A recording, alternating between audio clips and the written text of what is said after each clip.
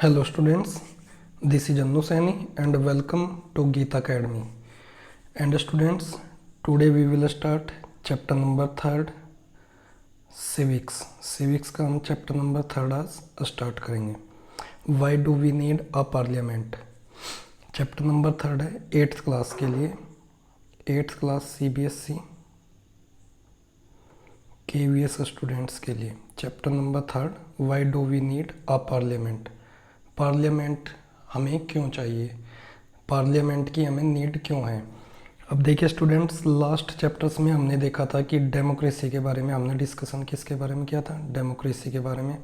और डेमोक्रेसी के बारे में डिस्कशन करते टाइम हमने पार्टिसिपेशंस के बारे में भी डिस्कशन किया था कि पार्टिसिपेशन किस तरीके से डेमोक्रेसी में पीपल करते हैं, किसी भी कंट्री के पीपल पार्टिसिपेशन करते हैं. सो स्टूडेंट्स, क्लास स्टार्ट करने से पहले सभी स्टूडेंट्स जो हमारे साथ जुड़े हुए हैं वो नीचे रेड कलर का सब्सक्राइब बटन को दबा दें और बेल आइकन को भी दबा दें, जो नेक्स्ट वीडियोस के नोटिफिकेशंस उनको जिससे उनको मिलते रहें टाइमली. और वीडियो को लाइक करना ना भूलें, वीडियो को लाइक एक बिग थम्स अप दे दीजिए, वीडियो को जल्दी से लाइक कर दीजिए. सो स्टूडेंट्स, लेट्स स्टार्ट, शुरू करते हैं. We in India pride our self on being a democracy. हम लोगों को इस बात का गर्व है कि हम लोग एक डेमोक्रेसी सिस्टम का पार्ट हैं. Here we will try and understand the relations between the idea of participation in decision making. यहाँ पर हम समझने की कोशिश करेंगे कि जो आइडिया है पार्टिसिपेशन का किसमें, डिसीजन मेकिंग में, and need for the democratic governments. और डेमोक्रेटिक गवर्नमेंट के लिए क्या नीड, हमारी आवश्यकता है to have the consent of their citizens. Democratic government के लिए ये ज़रूरी है कि आपस में जो महत्व है, जो कंसेंट है, जो उसका इम्पोर्टेंस है डेमोक्रेटिक गवर्नमेंट का, वो भी सिटीजन्स को समझना चाहिए. सो स्टूडेंट्स देखिए, पार्लियामेंट को हम डिस्कशन कर लेंगे. इस चैप्टर में डिस्कस किया जाएगा. पार्लियामेंट का फर्स्ट पार्ट में होता है प्रेसिडेंट. 3 पार्ट्स होते हैं पार्लियामेंट के, एक प्रेसिडेंट होगा, दूसरा लोकसभा और तीसरा राज्यसभा. ये 3 पार्ट्स हैं हमारी पार्लियामेंट के. एंड स्टूडेंट्स, इसको राज्यसभा को अपर हाउस कहा गया है और लोकसभा को कहा जाता है लोअर हाउस. सो ये हमारी पार्लियामेंट के 3 पार्ट्स हैं, जो तीन लोकसभा, राज्यसभा और प्रेसिडेंट से मिलकर हमारी पार्लियामेंट बनती है.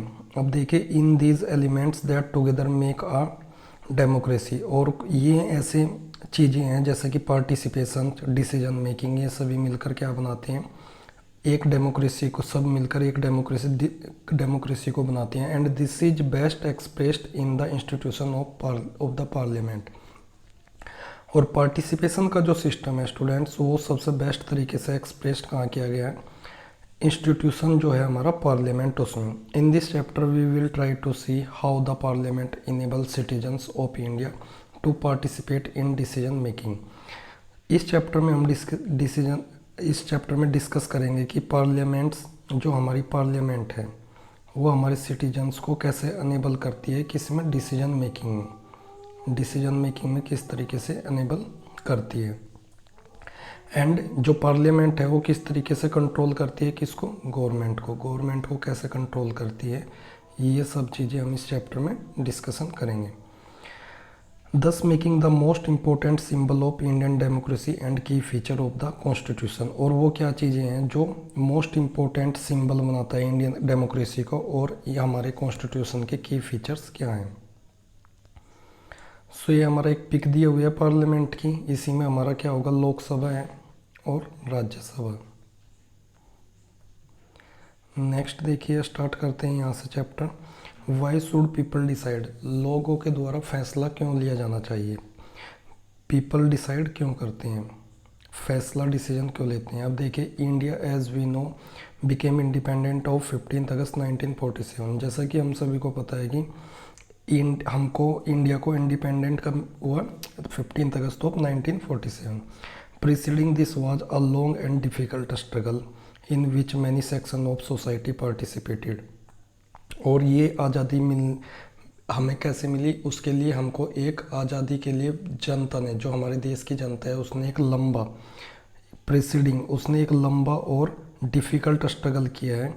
और उसमें भी पार्टिसिपेट किसने किया है, many sections of society participated. और इस स्ट्रगल में हमारी सोसाइटी के बहुत सारे सेक्शंस ने पार्टिसिपेट किया है। People from various backgrounds join the struggle. बहुत सारे अलग अलग बैकग्राउंड के लोगों ने इस स्ट्रगल को ज्वाइन किया, इंस्पायर्ड।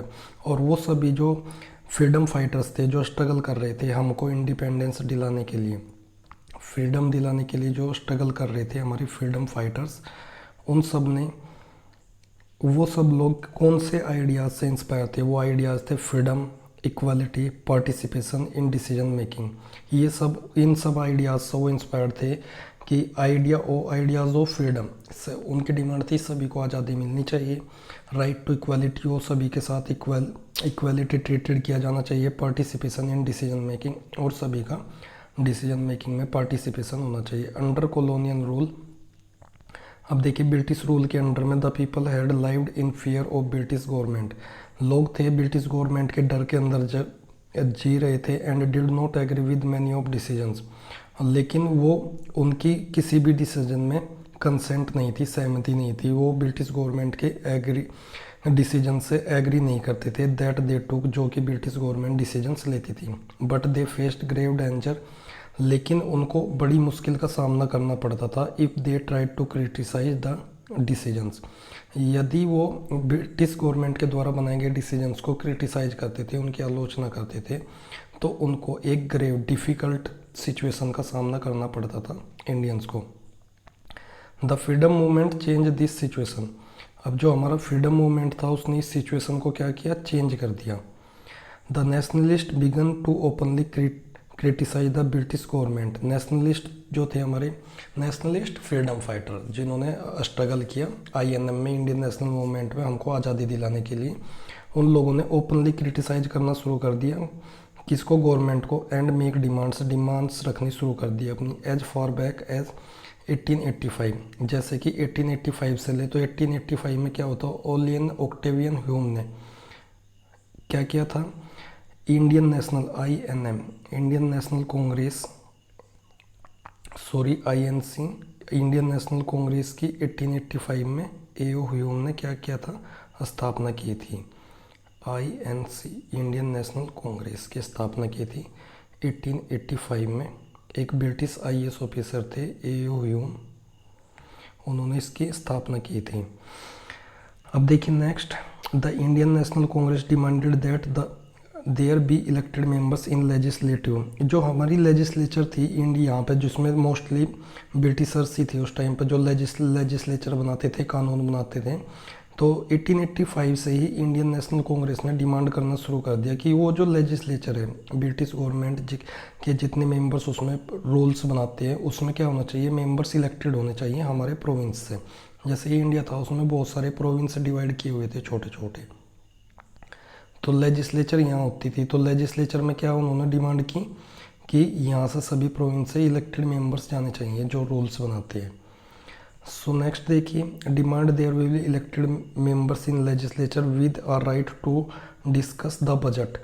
बजट डिस्कस करने के लिए, किसके लिए, इलेक्टेड मेंबर्स होने चाहिए बजट डिस्कस करने के लिए, क्वेश्चंस पूछने के लिए। The Government of India Act 1909, जो गवर्नमेंट ऑफ इंडिया का एक्ट आया 1909, ब्रिटिश गवर्नमेंट लाई, allow for the some elected representation, उसमें थोड़ा सा इलेक्टेड रिप्रेजेंटेशन को अलाउ किया गया। While these early legislature under the British government were in response to the growing demands of the nationalist. हालांकि ये जो अर्ली लेजिस्लेचर्स थे, जो शुरुआती तौर पर कानून बनाए गए, गवर्नमेंट ने जो रिस्पॉन्स दिया वो ओनली किसको दिया, जो नेशनलिस्ट थे, नेशनलिस्ट लीडर्स को, उनको रिस्पॉन्स दिया, उनके लिए कुछ थोड़ा सा उन्होंने कंसेशन किया। They did not allow for all adults to vote, यानी कि नेशनलिस्ट लोगों की थोड़ा सा कुछ डिमांड्स को, सम डिमांड्स को उनको कंप्लीट किया, ना कि पूरे कंट्री का। जैसे कि सभी को, एडल्ट्स को राइट टू वोट दिया गया, nor people participate in decision making, ना ही एडल्ट वोट दे सकते थे सभी, ना ही वो सभी पार्टिसिपेशन में भाग ले सकते थे डिसीजन मेकिंग में, पूरे कंट्री के लोग। As you read in the chapter 1 the experience of colonial rule, chapter 1 में आपने कॉलोनियल रूल के एक्सपीरियंस के बारे में पढ़ा होगा। As well as participation of different people in the struggle, जैसे कि अलग अलग पीपल ने स्ट्रगल किया किसके लिए, फ्रीडम के लिए। लेफ्ट लिटिल डाउट, उनके माइंड में एक छोटा सा डाउट रहा ऑफ द नेशनलिस्ट, जितने भी हमारे आज़ादी के लिए नेशनलिस्ट फ्रीडम फाइटर्स थे उनके माइंड में एक डाउट रहा। क्या डाउट रहा, वो डाउट ये रहा कि all person in independent India would be able to participate in making decisions, कि सभी जो उनके माइंड में ये डाउट था, हमेशा से ये बात रही आज़ादी से पहले कि सभी पर्सन जो इंडिपेंडेंट इंडिया होगा उसमें क्या होगा, वुड बी एबल, क्या वो सभी एबल होंगे पार्टिसिपेट करने में डिसीजंस मेकिंग में। With the coming of independence, जैसे ही आज़ादी मिली, we were going to be citizens, जैसे ही आज़ादी मिलेगी हम एक फ्री कंट्री, आज़ाद कंट्री के सिटीजन्स होने जा रहे हैं। This did not mean that government could do what it felt like, इसका मीनिंग ये नहीं है कि गवर्नमेंट जो चाहे वो करे, मीनिंग हम एक हमको फ्रीडम मिलने वाली है, नई गवर्नमेंट बनने वाली है, और इसका मीनिंग ये नहीं है कि हम जो चाहे वो करेंगे, गवर्नमेंट अपनी मनमर्जी करेगी। It mean that the government had to be sensitive to the people's need, इसका मीनिंग ये है कि गवर्नमेंट को सेंसिटिव होना पड़ेगा किसके प्रति, पीपल्स की नीड, डिमांड, ज़रूरत, उनको पूरा करना जिम्मेवारी होगी न्यूली इंडिपेंडेंट इंडिया में। The dreams and the aspiration of the freedom struggle, जितने भी ड्रीम्स थे, एस्पिरेशन थी, इच्छाएं थी, जो उनके सपने थे फ्रीडम स्ट्रगल करने वाले नेशनलिस्ट के, वर्ड मेड कंक्रीट, उनको सॉलिड रूप से बनाया गया इन द कॉन्स्टिट्यूशन, कहाँ पे उनको लिखा गया, उनको जो भी हमारे फ्रीडम फाइटर्स के ड्रीम्स थे, उनकी एस्पिरेशन थी, जो उनकी विश थी, उन सभी को एक सॉलिड रूप में कहाँ पर हमने उनको लिख दिया गया कॉन्स्टिट्यूशन में ऑफ इंडिपेंडेंट इंडिया के कॉन्स्टिट्यूशन में उन सभी चीज़ों को मेंशन कर दिया गया जो हमारे फ्रीडम स्ट्रगल नेशनलिस्ट, जो हमारे फ्रीडम फाइटर्स थे, उनकी डिमांड थी। That laid down the principle of universal adult franchise, और उसमें सबसे ज़्यादा जो कॉन्स्टिट्यूशन में लिख दिया गया, जो राइट दिया गया, वो था सभी एडल्ट्स को वोट देने का राइट होगा। यूनिवर्सल एडल्ट फ्रेंचाइज, इसका मीनिंग होता है that all adult citizen of the country have right to vote, सभी को राइट टू वोट दिया गया। सो ये क्या था, जो भी फ्रीडम फाइटर्स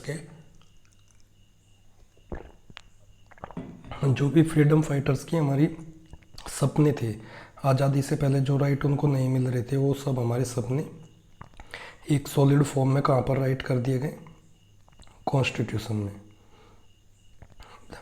अब देखिए students, topic number 2, people and their representatives, जो जनता और उनके रिप्रेजेंटेटिव। अब रिप्रेजेंटेटिव कैसे होते हैं, जैसे इंडिया एक वास्ट कंट्री है और वहाँ पे क्या होगा, बहुत सारी कॉन्स्टिट्यूएंसी डिवाइड की हुई है, यहाँ से एक एक रिप्रेजेंटेटिव जाता है यहाँ पे जहाँ पे गवर्नमेंट रन करती है। सो ये हमारे रिप्रेजेंटेटिव होते हैं, गवर्नमेंट में पार्टिसिपेट करते हैं, इसी को कहा जाता है representative. To take off point for the democracy is the idea of consent. Democracy का जब भी हम पॉइंट के बारे में डिस्कशन करते हैं, डेमोक्रेसी का जब भी हम पॉइंट डिस्कशन करेंगे, उसका मीनिंग होता है कि आइडिया ऑफ कंसेंट, सभी लोगों की सहमति होनी चाहिए। फॉर एग्जाम्पल द डिजायर, सभी लोगों की इच्छाएं पूरी होनी चाहिए। अप्रूवल, सभी लोगों की सहमति होनी चाहिए। एंड पार्टिसिपेशन ऑफ पीपल, तो डेमोक्रेसी कैसी होनी चाहिए, पार्टिसिपेशन ऑफ पीपल, सभी लोगों का उसमें पार्टिसिपेशन, हिस्सेदारी होनी चाहिए। It is the decision of people that creates a democratic government, और यही चीज़ होती है, यही वो डिसीजन होते हैं, पीपल्स के डिसीजन होते हैं जो क्रिएट करते हैं एक डेमोक्रेटिक गवर्नमेंट को। And decide about it function, और इसके फंक्शन को डिसाइड करते हैं। The basic idea in this kind of democracy, इस टाइप की डेमोक्रेसी में जो बेसिक आइडिया होता है वो होता है कि दैट द इंडिविजुअल और citizen is the most important person. जो भी इस टाइप की डेमोक्रेसी होती है उसमें सबसे इम्पोर्टेंट क्या होता है कि उसमें डेमोक्रेसी में सबसे इम्पोर्टेंट उसके लिए उसके नागरिक होंगे, सबसे महत्वपूर्ण उसके कौन होंगे, इंडिविजुअल्स या सिटीजन्स। सबसे इम्पोर्टेंट हो। And in principle the government as well as other public institution need to have the trust of these citizens. अगर इस तरीके की डेमोक्रेसी है तो उसमें प्रिंसिपल द गवर्नमेंट्स, तो गवर्नमेंट का जो प्रिंसिपल होगा उसमें भी लोगों का जो सिटीजन्स है उनका ट्रस्ट किस में होना चाहिए, उनका विश्वास होना चाहिए पब्लिक इंस्टीट्यूशन में। जो डेमोक्रेसी के अंडर में हमारी इंस्टीट्यूशंस बनाई गई है उनमें लोगों का क्या होना चाहिए, आस्था होनी चाहिए, ट्रस्ट होना चाहिए। How does the individual give approval to the government. जो अलग अलग लोग हैं, नागरिक है, वो किस तरीके से गवर्नमेंट को अप्रूवल देते हैं। वन ऑफ डूइंग सो, क्या होगा उसमें, अप्रूवल कैसे देते हैं गवर्नमेंट को। तो आपने रीड किया होगा कि गवर्नमेंट को बनाने में अप्रूवल अलग अलग लोग सरकार को अपनी मंजूरी कैसे देते हैं, अप्रूवल कैसे देते हैं। एक वे है उसमें इलेक्शन से इलेक्ट कर देंगे अपने रिप्रेजेंटेटिव को और वो क्या करेंगे, गवर्नमेंट में पार्टिसिपेट करेंगे। People would elect their representative to the parliament. Parliament के लिए अपने जो रिप्रेजेंटेटिव हैं उनको इलेक्ट कर देंगे। Then one group from among these elected representative forms the government. ये जितने भी इलेक्टेड रिप्रेजेंटेटिव होंगे इन सभी में से एक ग्रुप इलेक्टेड जो होगा, जिसकी नंबरिंग सबसे ज़्यादा होगी, मेजॉरिटी होगी, वो ग्रुप क्या बनाएगा, गवर्नमेंट को फॉर्म करेगा, form government. The parliament which is made up of all representative together. Parliament ऐसी इंस्टीट्यूशन है जहाँ पर में बनाए जाते हैं सभी रिप्रेजेंटेटिव एक साथ बैठते हैं, कंट्रोल करते हैं एंड गाइड करते हैं किसको, गवर्नमेंट को। पार्लियामेंट एक ऐसी संस्था है जहाँ पर सभी रिप्रेजेंटेटिव क्या होते हैं, एक साथ बैठते हैं, कंट्रोल करते हैं, गाइड करते हैं किसको, गवर्नमेंट को। In this sense people through their chosen representative for the government and also control it. इस तरीके की सेंस में लोग क्या करते हैं, अपने रिप्रेजेंटेटिव को चूज करते हैं, गवर्नमेंट को फॉर्म करते हैं और गवर्नमेंट को कंट्रोल भी करते हैं।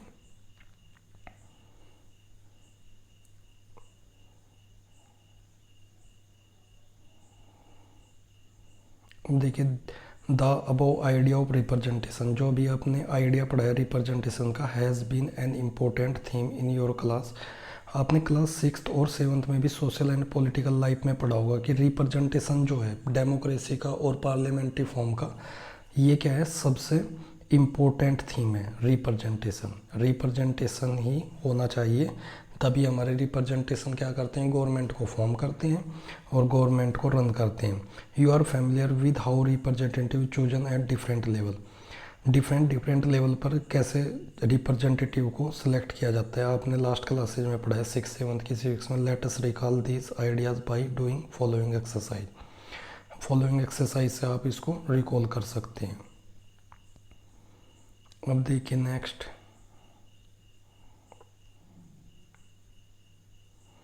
ये हमारी पार्लियामेंट बिल्डिंग्स के बारे में दिखाया गया है। ये लोकसभा राज्यसभा की पिक है, ये दोनों पिक दिखाई गई है। मेंबर्स के बारे में डिस्कशन किया गया। टोटल स्ट्रेंथ 245, राज्यसभा की स्ट्रेंथ कितनी है, 245 स्ट्रेंथ है राज्यसभा की।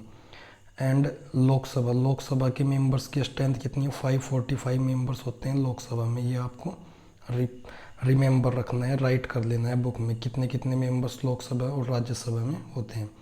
The role of parliament, parliament का क्या रोल है। जो हमारी पार्लियामेंट है जहाँ पर लेजिस्लेचर है, डिसीजंस बनते हैं, क्रिएटेड आफ्टर 1947, 1947 के बाद इसको बनाया गया। The Indian parliament is an expression of the faith that the people of India have in principle of democracy.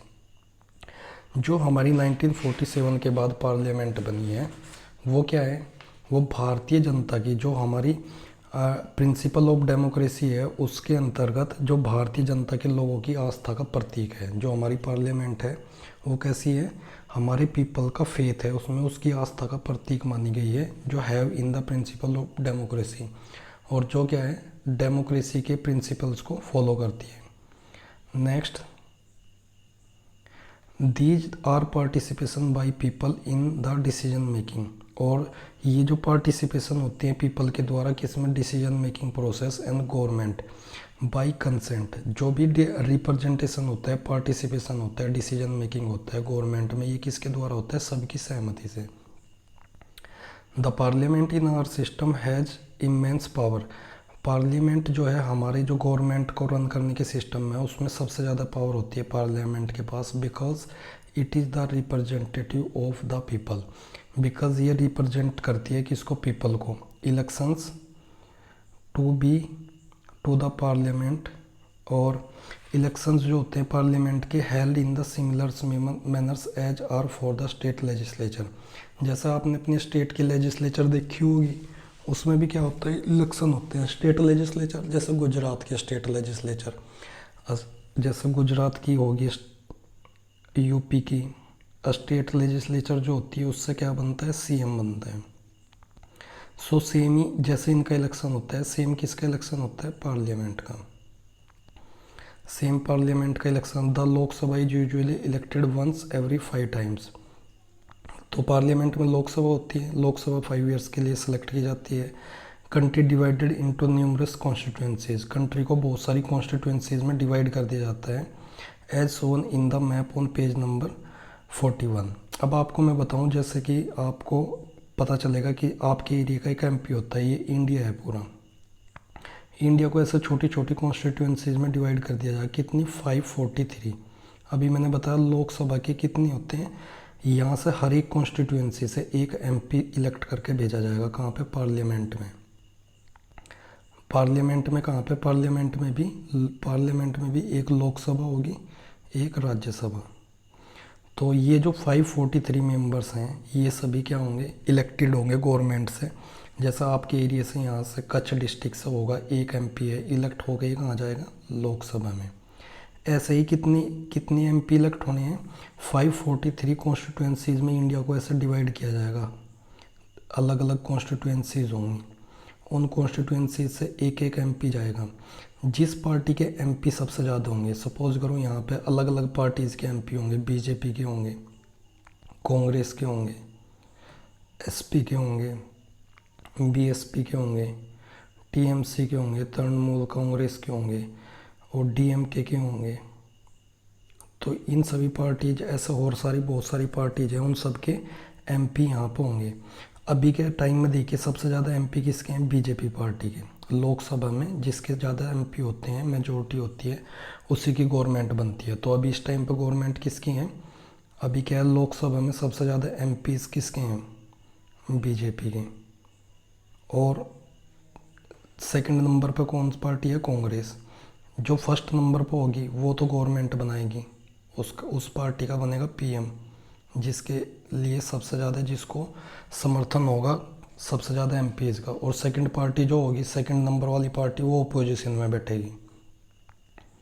Opposition का रोल प्ले कौन कर रही है, कांग्रेस पार्टी।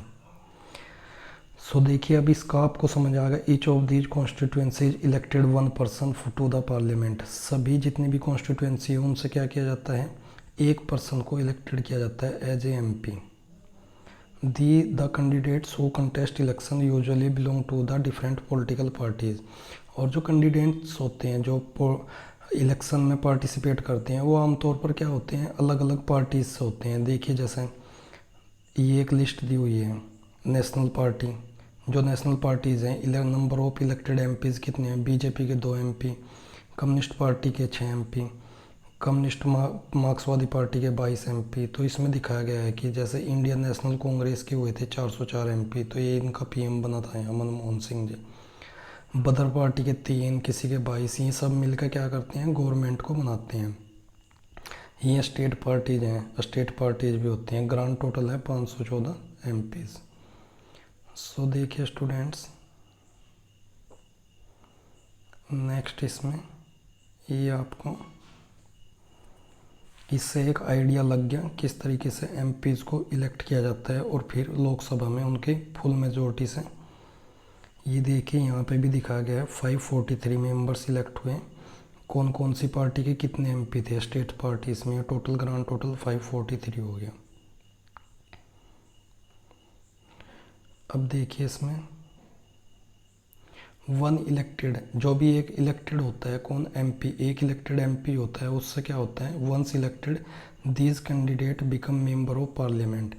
जितना भी कॉन्स्टिट्यूंसीज है, पूरा इंडिया को पार्टीज डिवाइड किया गया है, जो भी एक बार इलेक्ट हो गया, विन हो गया, वो एमपी क्या बन जाता है, मेंबर ऑफ पार्लियामेंट में बैठता है, पार्लियामेंट का मेंबर बन जाता है। Once elected these candidates become the member of parliament और एमपीज़, या फिर उसको एमपीज़ कहा जाता है, member of parliament. These MPs together make up the parliament, और ये सभी एमपी मिलकर ही किसको बनाते हैं, पार्लियामेंट को। Once elections to the parliament have taken place, एक बार जब इलेक्शन हो जाता है पार्लियामेंट का, the parliament need to perform the following functions, ये सब फॉलोइंग फंक्शन उसको परफॉर्म करना होता है पार्लियामेंट को जब एक बार उसका इलेक्शन हो जाता है। To select national government, number 1, national government को क्या करना है, सेलेक्ट करना है। पार्लियामेंट का ये काम होता है जब एक बार इलेक्शन हो जाता है तो नेशनल गवर्नमेंट जो सरकार चलाएगी, कौन सी पार्टी गवर्नमेंट को चलाएगी उसको सेलेक्ट करना है। देखिए कैसे करेंगे। The parliament in India consist of the president, ये मैंने अभी बताया था। पार्लियामेंट ऑफ इंडिया में कौन कौन शामिल है, प्रेसिडेंट, राज्यसभा, लोकसभा, ये तीनों चीज़ किस में शामिल है, निहित है पार्लियामेंट में ये तीनों चीज़ें शामिल हैं।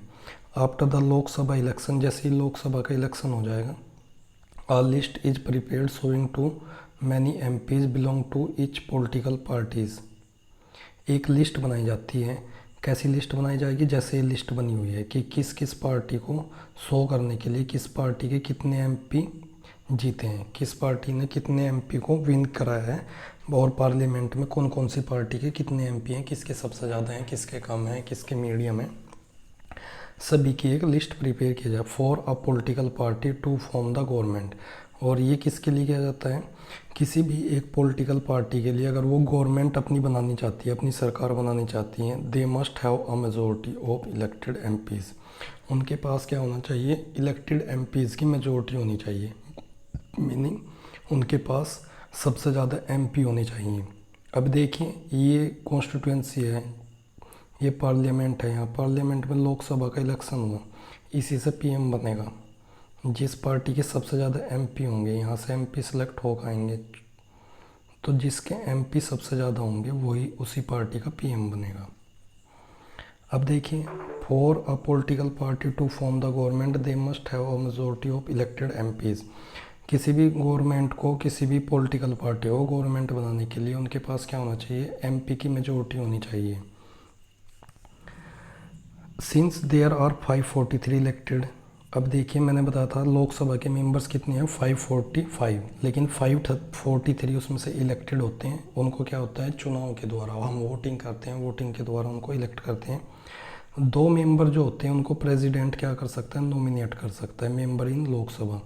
To have a majority party should have to at least half the numbers, for example 275 members of more, किसी भी पॉलिटिकल पार्टी को, चाहे कांग्रेस है, चाहे बीजेपी है, चाहे सपा है, बसपा है, किसी को भी अगर मेजोरिटी चाहिए, सरकार बनानी है लोकसभा में, उसको उसके लिए क्या चाहिए, कम से कम उसको 272 मेंबर्स होने चाहिए, या उससे ज़्यादा उसके एमपी होने चाहिए पार्लियामेंट में। The opposition in parliament is formed by all political parties, एक तो रूलिंग पार्टी हो जाएगी जो रूल करेगी, जिसका पीएम बनेगा, और दूसरी पार्टी कौन सी होगी, ओपोजिशन पार्टी। ओपोजिशन जो होगा पार्लियामेंट में वो होगा जो सेकंड नंबर पे एमपीज़ पाएगा, जिसके सेकंड लार्जेस्ट एमपी होंगे। The opposition in the parliament is formed by all political parties that oppose the majority, और जो भी ओपोजिशन होगा पार्लियामेंट में वो सभी पॉलिटिकल पार्टीज मिलकर भी ओपोजिशन का निर्माण कर सकती हैं, जो अपोज करेंगी मेजोरिटी का, जो मेजोरिटी पार्टी है ना, जो रूलिंग पार्टी है उसको अपोज करेंगे, या कोलिशन फॉर्म्ड, या कोलिशन से जो सरकार बनी है उसका अपोज करने के लिए एक ओपोजिशन होता है जिसको कहते हैं opposition party. So it is correct, the largest amount of these parties is called opposition party, और इन सभी जो लार्जेस्ट अमंगेस्ट दीज पार्टी, जो इन सब ओपोजिशन छोटी बड़ी पार्टियों में से, जैसे ही दिखाई गई हैं छोटी बड़ी पार्टी हैं, इन सभी में से जो सबसे बड़ी लार्जेस्ट पार्टी होगी उसको क्या कहा जाएगा, ओपोजिशन पार्टी कहा जाएगा उसको। One of the most important function of the Lok Sabha is to select executive, Lok Sabha का सबसे इम्पोर्टेंट फीचर जो होता है वो है एग्जीक्यूटिव को इलेक्ट करना। एग्जीक्यूटिव में कौन होता है, प्रधानमंत्री होता है, पीएम होते हैं, सीएम, पीएम को इलेक्ट करना, काउंसिल ऑफ मिनिस्टर्स होते हैं, मिनिस्टर को इलेक्ट करना। The executive, as you read chapter 1, executive के बारे में चैप्टर 1 में आपने पढ़ा है, is a group of person. Executive क्या होता है? एक ग्रुप ऑफ पर्सनस है who work together to implement laws made by the parliament. Parliament के द्वारा बनाए गए जो लॉ हैं उनको इम्प्लीमेंट करने के लिए एक साथ काम कौन करता है? एग्जीक्यूटिव। और एग्जीक्यूटिव को एग्जीक्यूटिव को बनाने का काम कहाँ से होगा? पार्लियामेंट से, जो elected members. These executive is open what we have in mind and when we use the term government. This executive open what we have in mind. ये एग्जीक्यूटिव क्या करती है? हमारे दिमाग में क्या है और हमको क्या गवर्नमेंट के लिए क्या टर्म यूज करना है वो सब डिसाइड करती है। The prime minister of India in the leader of ruling party इन लोकसभा। अब प्राइम मिनिस्टर क्या होगा? प्राइम मिनिस्टर जो इंडिया में होता है वो क्या होता है? लीडर होता है किसका? रूलिंग पार्टी का, लोकसभा में। From the MPs who belong to the her party the prime minister selects minister to work with her to implement decisions.